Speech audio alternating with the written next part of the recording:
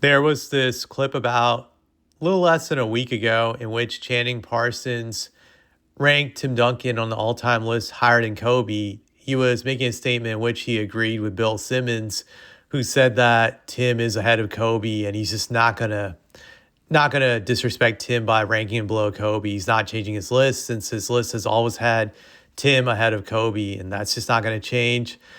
And that's when Lou Williams chimed in to disagree with him. But just before I dive into what Lou Williams said, I have made an observation recently in the last few months. I've seen a rise of basketball content creators trying to push the narrative that Kobe was better than LeBron simply because of their hatred for LeBron. It's like this dumb proxy war that they're starting to have now. And I would say that the people who are pushing Kobe really are people pushing him mainly because they hate LeBron. That's really what it is. They're trying to use Kobe as a wedge to say LeBron is not the GOAT. Granted, I do agree with them. LeBron isn't the GOAT, but they're trying to use Kobe as a wedge to push the argument why LeBron's not the GOAT by saying Kobe was better than him, which I think is stupid and absurd. He's not. And I've noticed LeBron's camp now has been using Tim Duncan to refute that by saying, how can Kobe be better than LeBron when he wasn't better than Tim? Which I actually do agree with them on that one. Granted, you could say I'm biased because I'm a Spurs fan, but I'm just going to be honest here. I do believe strongly Tim was better than Kobe and was always better than Kobe, for his career for the most part. But I'll dive into that. I just want to set up what's going on because I think this is really the case here. And now you're seeing Kobe being pushed very hard simply to spite the LeBron fanboys. And that's really what this is all about. And Duncan's being thrown in there and his legacy is getting shitted on when people are trying to dismiss what Tim did as a player, which to me is absurd. I've seen idiots scream that Tim was never the best player in the league. I'm like, what the fuck are you guys talking about? He was the best player in 1999. He was the best player for sure in 03 when he beat both Kobe and Shaq. Both title runs, he beat Kobe and Shaq in 99 and 2003, but he wasn't better than them. That just doesn't make any sense to me. That shows you how stupid their logic is. So I just wanted to just give that background on that. And I'm going to be honest with you guys because I think you deserve honesty. I don't want to insult anybody's intelligence here. I am a Spurs fan. I have been a Spurs fan since 1994. So that's about 31 years of being a Spurs fan. So I want you to know my background. And if you want to say I'm biased, that's fine. But I'm not going to hide who I am because I feel some of these Kobe fanboys are hiding that they're either Laker fans or, they're just Kobe fanboys. Like, for example, Lou Williams, Kobe was his idol growing up. He said that in interviews before, so he's going to be biased. So you got to look at that bias to factor in there. I think it's important. You can say I'm biased too because I'm a Spurs fan. And if you want to dismiss me, that's fine. I personally don't care. I'm just making this video for the people who are not decided on which way to go when it comes to this debate about just Kobe's legacy and Tim Duncan's legacy and also just where Kobe ranks on the all-time list. So I just want to read some of the quotes from Lou Williams, and I'm going to comment on them line by line. So the first thing I'm going to read what Lou said is, we ought to stop trying Kobe. It's too many conversations around Kobe's legacy these days for my liking. We know who Kobe Bryant was, and this had nothing to do with Tim Duncan. I disagree with you on that, Lou, because any conversation you bring up about Kobe being an all-time great and you're ranking him above others, Tim Duncan's going to be in there. They were contemporaries. There's just no way to avoid this conversation, whether you like it or not. That's just how it is. We got to stop trying Kobe's legacy. Comparing him to this person, comparing him to that person, when that man was alive and well, none of this was conversation. Actually, it was conversation. For many years, there were debates about Kobe's legacy. And just because he's dead doesn't mean that we can't debate it because people were debating it when he was alive. I remember prior to his death, a lot of these publications didn't have Kobe in the top 10 for all-time greats. He was somewhere between 11 through 15. I remember it very well. So that conversation was going on. I remember even Kobe in one of his final interviews made a joke about it. I think it might have been on All the Smoke where he's like, I'm not even in the top 10, but it's just what it is. I had a great career. He said something like that. I do remember it. So yeah, he was He was around when this was going on. Stop lying about that. Stop being dishonest about that. You're gaslighting. And we have videos and all this other evidence in the past to show that people were debating this when Kobe was around. I remember it very well. He was not in the top 10 for most publications before he passed away.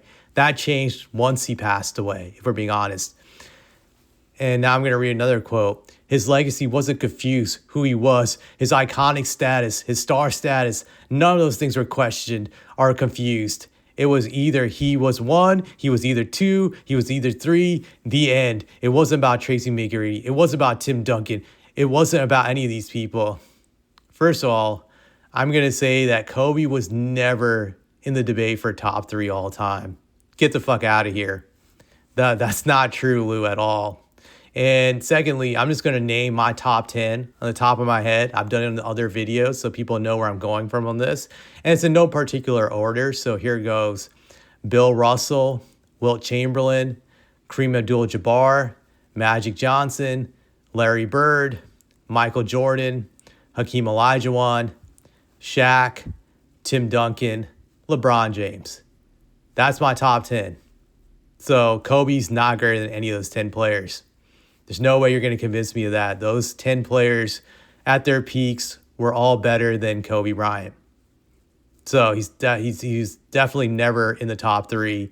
And I would say top 10, there are a lot of people who would argue it. He's like right at the edge at number 10 or 9. I've seen people argue it, but he was never in the top 3. And on my list, never on the top 10. I have him somewhere between 11 and 15, if we're being honest. So you're being very disingenuous about that.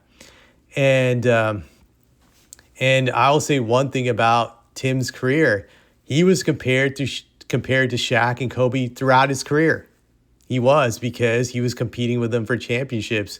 And I remember the push during the 2000s in which they were debating who was the best player in the league. And it was a debate between Tim and Shaq, because Shaq was the best player on the Lakers 3P team during the early 2000s. And Tim was the only other guy who was winning rings during Shaq's prime. From 1999 all the way to 2007, it was really between Tim and Shaq. That's what I remember. It went back and forth just about every other year on who was better. And it really came down to the amount of rings they were winning. In that time span, both of them won 4 rings apiece. So there was always that debate of who was better. I do remember, though, Kobe was getting pushed to be the next MJ around that time period, starting in, I would say, his second year in the league. They were trying to push the narrative that he was the next Michael Jordan, and they were trying to sell it, but people weren't really buying it because, first of all, he wasn't the best player on the Lakers, and the Lakers hadn't started winning titles yet. But even when they started winning, again, Kobe was viewed as a sidekick, much like Scottie Pippen was with the Bulls. Hence why Kobe felt he had to get rid of Shaq so he can finally get his time in the sun, or get acknowledgement, whatever you would like to call that was. But he was not getting acknowledged as the best player in the league when he was with Shaq. No, he wasn't. But there was still that argument that maybe one day he could be the next Jordan. I would say that narrative was pushed for a very long time, up until 2004 when he got into that situation in Colorado. And that's when the league marketing stopped pushing that agenda. He was never MJ, obviously. I'm not going to say Kobe wasn't a great player. Like I said, I have him 11 through 15, but that's not true. Now, Kobe being pushed as the best player in the league, that started to happen right after 2007. Lakers get Gasol, and then he's pushed as the best player in the league. I would say you can say for sure, I will give him the 07-08 season that he was the best player in the league that year. Granted, the Lakers didn't win the title, but I felt LeBron immediately took it from him in 08. Just, he grabbed it and he never looked back.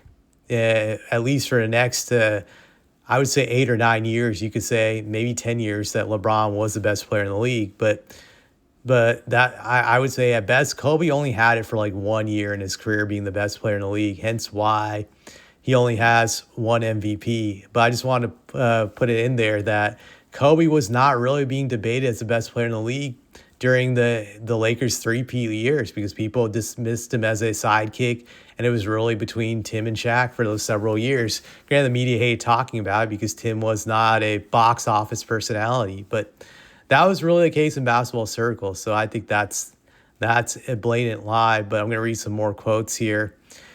Michelle Beadle said, wait, so he's better than Tim Duncan? Lou Williams said, I think so. Obviously, Lou being biased. Michelle Beadle, well, there it is. Lou then said, what conversation we had? What conversation have we had that Kobe Bryant hasn't been LeBron, Michael, Jordan? We can give Tim Duncan all respect and love in the world without bringing Kobe Bryant into that conversation. No, you can't, because whenever Tim is brought up, people are going to bring up Kobe. They played in the same era, you big dummy. So it's going to come down to who is better. And that's really what's about. There's no way to really separate those two. It's kind of like trying to separate Larry and Magic. They're always going to be brought up from the 80s. Same with Tim, Kobe, and Shaq. Those three are all linked from like the post-Jordan era. I would say I call that their era the post-Jordan era. And those were the three best players during that era. So, yeah, they will always be brought up. I think people are being very disingenuous about Tim simply because he was not a popular guy and he wasn't a media personality. And they're trying to diminish his legacy. He won more MVPs than Kobe, more finals MVPs. They have the same amount of rings, but I feel Tim's 5 is better than Kobe's 5. You can say I'm biased, but Tim was the best player on all 5 of those teams. Kobe was the best on 2 out of the 5. Sorry. That's really what it was. And if you want to argue with me and say the last title Tim won, he wasn't the best player, I would say my argument to that was Tim was number 2 in scoring for that Spurs team that won that 5th title in that title run. And the guy who led that team in scoring during that title run was Tony Parker. So Kawhi was not even the top 2 scorer during the playoffs during that run. Let me just pull up the stats, because I just want to be accurate when I nail this. So, yeah, during that playoff run, Tony Parker was number 1 in scoring. Tim was number 2 in scoring. Kawhi was actually number 3, tied with Manu at number 3. So Tim was number 2. Tony was number 1. I would say that Tim was the defensive anchor of that team that won that last title. And to me, he was the best player because he was huge in that series against OKC. Like, that got them to the finals. His defense could not be made up easily. But if you want to dismiss it, that's fine. Because even with that argument saying he wasn't the best player on that 5th title team, there's still 4 titles where he was the man, where he was clearly the best player. You can only say that for Kobe with 2 championship teams. So again, Tim's rings outpower his. So that's how I feel about it. I just think this proxy war that the LeBron fans and LeBron haters are having, along with the Kobe Mafia, is one of the dumbest wars ever. But we're going to see more of this, that they're going to try to push Kobe hardcore simply to bring LeBron down. And I say this as someone who does not like either of these 2 guys. I feel like it's like commenting on both political parties in America. They both suck. But this is really what it is. I just think it's pathetic how people are trying to come up with revisionist history. I think Kobe's death was the best thing for his legacy, as bad as that sounds. And people are going to say, oh, that's cruel. But I'll say this, I wish he was still alive, because I think we would be more honest then about where he ranks. But after he died, it's like you couldn't say anything about Kobe. Anything. Even basketball-wise, it would be perceived as speaking ill of the dead, which I thought was pretty stupid. The way I see it, just people just were too scared to speak up and say the truth and what they said about Kobe prior to his death, because people would just yell at you like, how dare you say this? And I felt the Kobe Mafia took advantage of that by screaming at the top of their lungs, well, he is the best player of his generation. He is better than Tim, Shaq, and LeBron and all this other stuff. I was like, no, he wasn't. He wasn't. You're just not going to convince me of that. And like I said, Kobe was a great player, but I'm not going to put him over those guys. I'm just not, because he was not dominant like those guys when he was the man. He only led his team to 2 titles. Some people would say it's unfair he played with Shaq, but here's where I'm going to reverse Uno this on you by saying that Kobe forced his way to the Lakers. He didn't have to play with the Lakers to begin his career. He set that up for himself when he told the Nets not to draft him. And anybody who was watching basketball around that time period, I was 13 at the time, so I remember it very well. But during the playoffs, we all knew Shaq was going to go to the Lakers. We all knew the Lakers are going to go after Shaq. They were not even really hiding it during that whole entire year. So I'm sure Kobe also knew that he was going to probably play with Shaq, but that didn't deter him from forcing his way to get drafted by the Lakers. So I just had to put that out there when some people complain that's unfair metric. I'm like, no, it's not. Like, you got to be the man on all your championship teams when we're comparing rings. That's how I compare them. You don't get credit for being the second guy on half of them and then being the man on the other half. You got to be the guy on all of them. Just that's the way I view it. I know it's tricky and some people disagree, but that's fine. But I just had to just give a take on that. And, maybe I'll make another video doing a strict comparison between Duncan and Kobe, just a bunch of things. But I just wanted my voice out my opinion about this because I just see a lot of this propaganda being pushed right now. And I think there's a lot of bad faith actors out there who are just being dishonest about their agendas, whether they're LeBron haters or Kobe fanboys and whatnot, or even LeBron fanboys who are pushing Tim, is better than Kobe, which I do agree with, but I don't think they're pushing it for the genuine reasons in which I would make the argument Tim is better than Kobe. They're only pushing it simply because they're against Kobe, diminishing their guy. So I just thought I would lay out all that stuff, but I don't have anything else to say.